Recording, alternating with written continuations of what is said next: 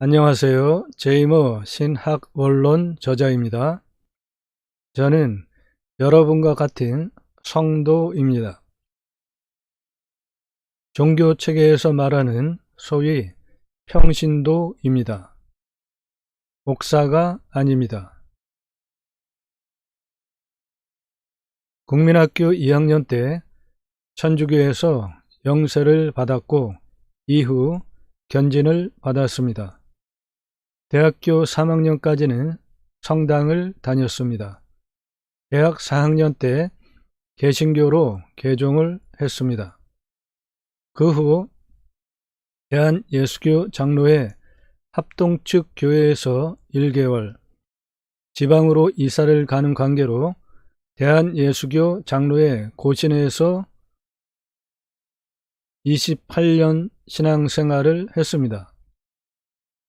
그리고 다시 최초의 개신교로 개종해서 첫 번째 교회였던 대한예수교 장로회 합동측 교회로 다시 재배치를 받고 7년차입니다. 현재. 동시에 여의도 순복음교회에서 9개월차 동시 등록 성도입니다. 동시에 한국 기독교 장로회 측 교회에서 6개월차 동시 등록 성도입니다. 현재 개종을 한 최초의 교회였던 대한예수교 장로회 합동측 교회에서 7년차, 여의도 순복음교회에서 9개월차, 한국 기독교 장로회 측 교회에서 6개월차 동시 등록 성도입니다. 서로 다른 세 개의 교회에 동시 등록을 한 이유가 있습니다. 성도를 왕같은 제사장, 복음이 제사장으로 봐주는 교회, 평신도를 평신도 소비재로, 신앙의 소비자로 전락시키지 않는 교회를 찾고 있습니다. 예수님 당시 종교 기득권층과 다름없는 기존 종교체계의 교회만 확인하고 있습니다. 이 중에는 상당히 양호한 우수한 교회도 있습니다. 성도를 평신도 소비재, 신앙의 소비자로 전락시키지 않는 교회도 저 교회 중에 있습니다. 지금 제가 3개의 교회를 동시 등록하고 있는데 그 3개의 교회 중에 평신도를 왕같은 제사장, 복음의 제사장으로 봐주는지는 모르겠는데 평신도 소비재로 보지 않는 교회는 저 중에 있습니다. 그리고 생각을 해봅니다. 제가 동시에 3개의 교회에 등록 성도로 있으면서 생각을 해보는데요. 예배당 건물이 없고 담임 목사가 없고 장로, 권사, 집사 등의 직분이 없고 누구나 설교를 할 수 있고 주일날 교회의 예배당에 모이는 예배보다 우리가 실제로 주일날 교회에 모이는 날 그 시간보다 평상시에 살아나가는 인생의 시간들이 훨씬 많지 않습니까?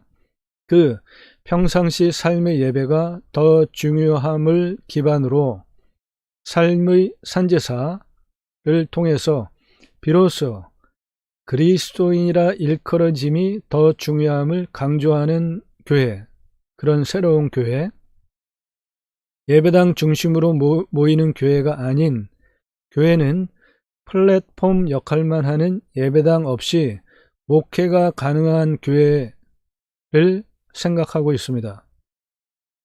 부자 교회, 대형 교회, 세습해서 세상에 이목을 끌면서 개독교 소리를 듣게 됐던 작금의 최근의 상황 여러분들 다 아시죠? 부자 교회를 세습하는 꼴을 보면서 11조는 주식으로 적립해 주고 투자 배당금까지 주는 교회 땡땡땡 주식회사는 어떨까? 저는 지금 그런 교회를 생각을 하고 준비를 하고 있습니다. 무엇이 하나님 관점이 바른 신앙일까요? 무엇이 교회의 몸과 머리 되시는 예수님, 예수 그리스도의 생각과 가장 근접한 교회일까요? 제이머 신학원론은 그 답을 찾아가는 책입니다. 제이머 신학원론은 왕같은 제사장, 복음의 제사장인 제가 왕같은 제사장, 복음의 제사장인 여러분들의 신앙과 신학 정립을 기초로 저나 여러분의 바른 신앙생활과 저나 여러분들이 목회를 하시겠다고 하면 그 목회를 돕기 위해 쓴 세 권의 책입니다. 왕같은 제사장, 복음의 제사장인 저나 여러분들 목사 안수를 받지 않아도 목회를 할 수 있습니다. 제이머 신학원론은 상권, 중권, 하권, 세 권으로 구성된 책입니다. 교보문고에서만 구매하실 수 있습니다. 왜 기독교에 대한 사회적 평판이 갈수록 나빠지고 있는가? 왜 기독교가 개독교 소리를 듣게 되었는가? 무엇이 문제인가? 제이머 신학원론은 기존 신학교에서 가르치던 또는 교회에서 듣던 교회 성장과 교회의 안정화를 위한 관점의 목사를 위한 신앙책, 신학책이 아닙니다. 왜 기독교에 대한 사회적 평판이 갈수록 나빠지고 있는가? 왜 기독교가 개독교 소리를 듣게 되었는가? 무엇이 문제인가? 로부터 출발한 성경 관점, 하나님 관점, 예수님 관점 신학책이 제이머 신학원론입니다. 성경 관점, 하나님 관점, 예수님 관점, 신앙을 위한 책이 제이머 신학원론입니다.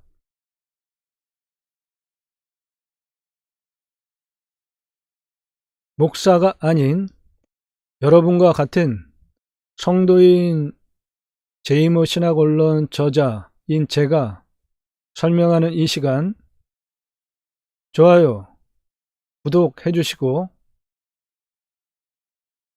신앙을 위한 신앙적 지식을 바탕으로 이로써 그리스도인이라 일컬음을 받고 이 세상에서 생존하기 위해 필요한 먹고 사는 삶의 방법까지 취업, 창업, 결혼, 가정, 정치, 언론, 공무원, 경영 등 8가지 주제에 대한 신앙적 지식, 실무적 지식을 배워가실 수 있습니다.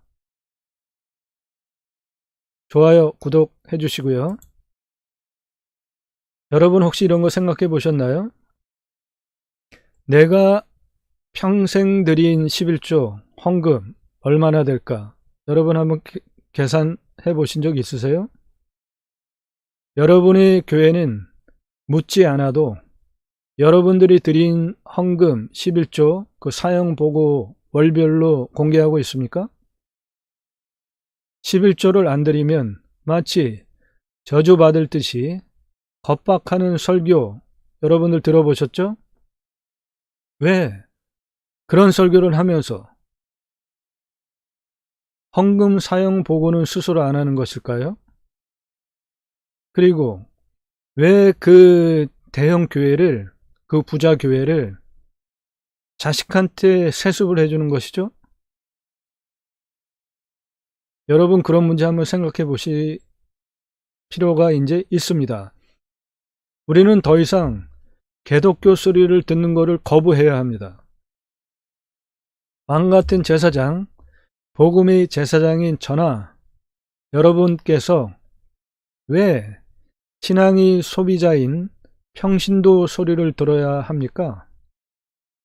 왕같은 제사장, 복음의 제사장인 저나 여러분께서 직접 목회를 하실 수 있습니다. 제이머 신학 원론 책은 그 답을 찾아가는 상권, 중권, 하권 세 권의 책입니다. 제2의 신학 태동에 대한 설명을 드리겠습니다. 지금 소개해드리는 글은 하나님과 제가 직통으로 대화를 하고 직통 계시를 받았다는 것을 표현하는 것이 아닙니다. 그렇게 되면 또 문제라고 공격을 당할 소지가 있기 때문에 글 전개상 편의를 위한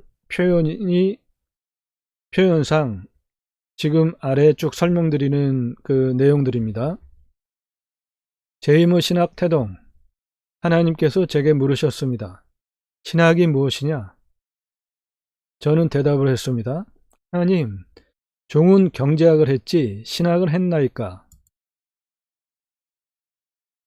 마태복음 4장 23절, 마태복음 9장 35절 성경에 동일한 내용인데 두 번 반복이 된 내용이 있습니다. 즉 매우 중요하다라는 뜻이죠.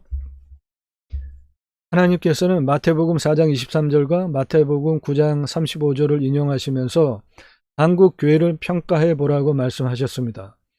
마태복음 4장 23절 내용은 예수께서 온 갈릴리에 두루다니사 그들의 회당에서 가르치시며 천국 복음을 전파하시며 백성 중의 모든 병과 모든 약한 것을 고치시니,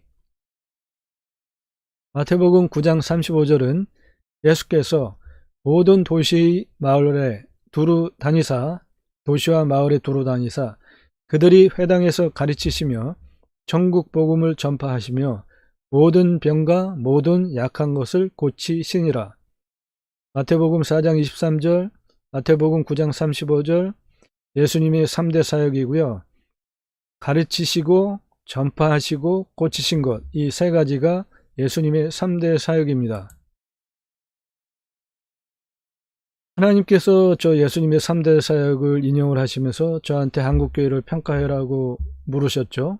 저는 잠시 머뭇대다가 한국교회가 가르치며 전파함 두 영역은 자기 소견대로 적극적이고 잘 하지만 모든 병과 모든 약한 것을 고치는 영역은 한국교회가 잘 안하고 있거나 관심을 아예 안 보이며 성자 하나님이신 예수님께서 성부 하나님으로부터 보내심을 받고 인자로 성육신 하셔서 오셨죠. 그 오신 후에 이 땅의 역사 속 삶 현장 속에서 누구를 어떤 눈빛으로 예수님께서 눈을 마주치시고 만나셨는지, 예수님께서 누구를 어떤 심정으로 만나셨는지, 예수님께서 어떤 심정으로 누구에게 관심을 보이셨는지에 대하여서는 한국교회가 눈 감고 있거나 생색만 내고 있군요 라고 제가 답을 드렸습니다. 하나님께서 왜 그렇다고 보느냐 질문해 오셨습니다. 저는 대답하기를 권력과 돈과 명예의 시녀가 된 예수님 당시의 그때처럼 종교 세력, 종교 권력이 되어가고 있는 주류 한국 교회, 대형교회 포함하여서 자신의 교회, 교파, 교단 중심 목회를 하는 가톨릭 경향성이 전체 우리나라의 교단과 교파가 2,000여 개가 넘고 헤아릴 수가 없을 정도로 많습니다. 그 한국 교회 가톨릭 경향성이 가르치심, 전파심, 고치심, 예수님의 3대 사역 중 세상의 모든 병과 모든 약한 것에 대한 고치심은 거의 눈을 감고 관심을 안 보이고 있군요 라고 제가 대답을 드렸습니다. 그 치유사역에만 해당이 되는 것이 아닙니다. 저 세상의 모든 병과 모든 약한 것에 대한 것이 그 당시에는 저 병에 대한 것이었지만 지금 이 시대에 적용을 할 때 저 예수님의 모든 병과 모든 약한 것을 고치시는 저 사역은 그 치유 사역으로만 국한해서 보시는 것은 좁게 보시는 것입니다. 그것이 아니고요. 그럼 모든 병과 모든 약한 것이 무엇이냐라고 하나님께서 물으셨습니다. 저는 이것이 종에게 원하시는 신학인가요? 그렇게 답을 드렸고요. 하나님께서는 나는 살아있는 하나님이라, 역사 속에서 섭리로 역사하느니라 라고 말씀하셨습니다. 그리고 나온 것이 제이모 신학입니다.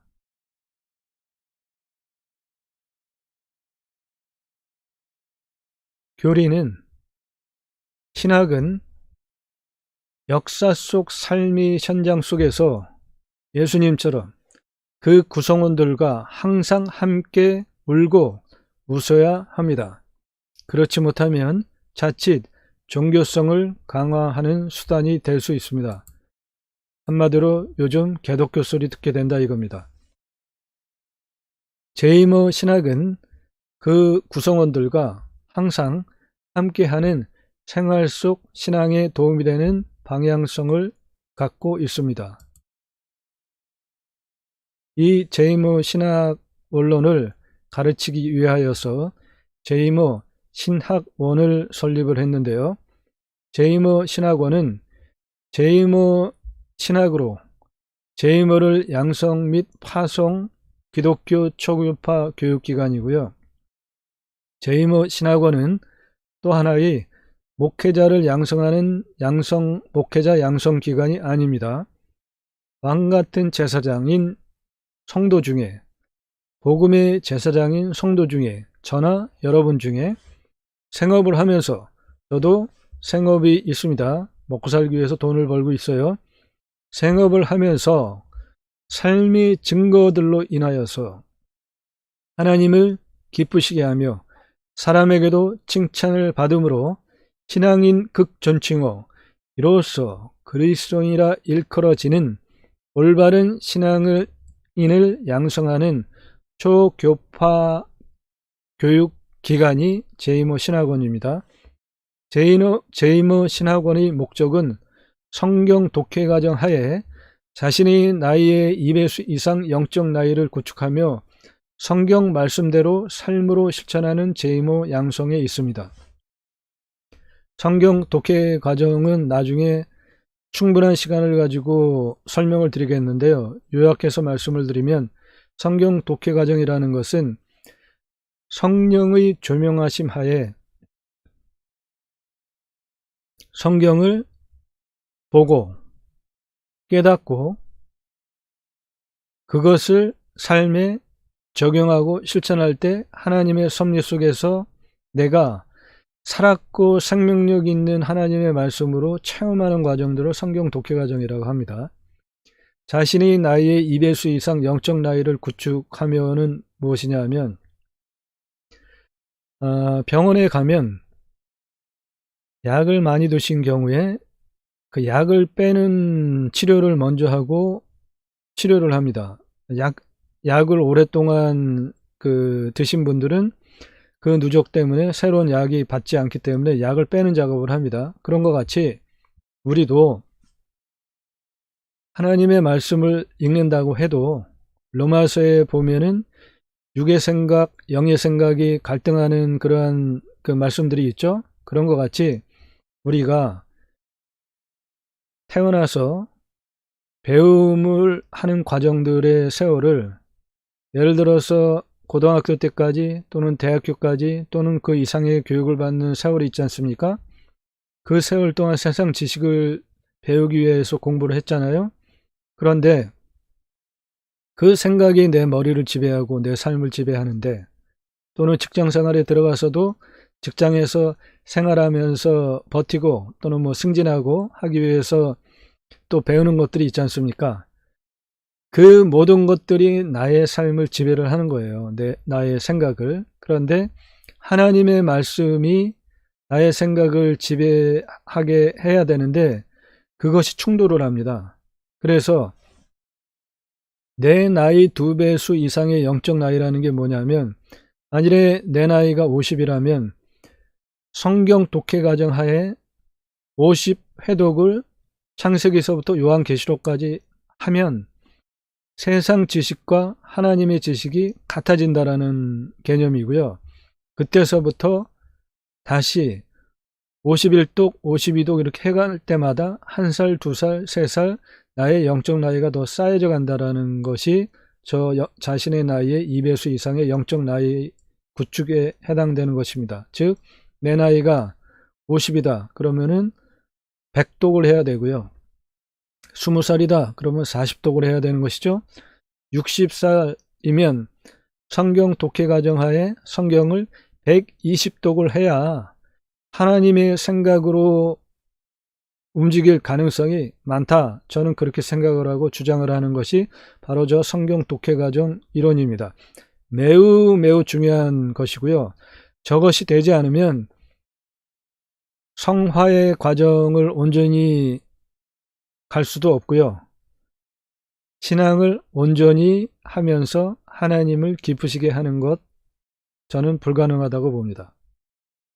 우리는 주일날 교회에서 설교 듣는 것보다 더 중요하게 성경을 주야로 매일 묵상하는 것을 통해서 나의 영, 혼, 몸이 하나님께서 주시는 생각대로 움직이는 성화의 과정으로 신앙 인격을 계속 쌓아나가야 하는 것이 구원받은 자가 해야 될 가장 중요한 것입니다. 그것을 풀어 쓴 책이 제이머 신학 원론입니다. 제이머는 지저스 아가페 무브먼터의 지저스의 J, 아가페의 A, 무브먼터의 M과 ER을 합한 합성어가 제이머, JAMER이고요. 예수 사랑 운동가 자비량, 즉 내가 돈을 벌어서 내 돈으로 복음을 위해서 일하는 것을 자비량이라고 하죠. 제이머는 자비량, 청지기, 제사장직 예배자들을 말합니다.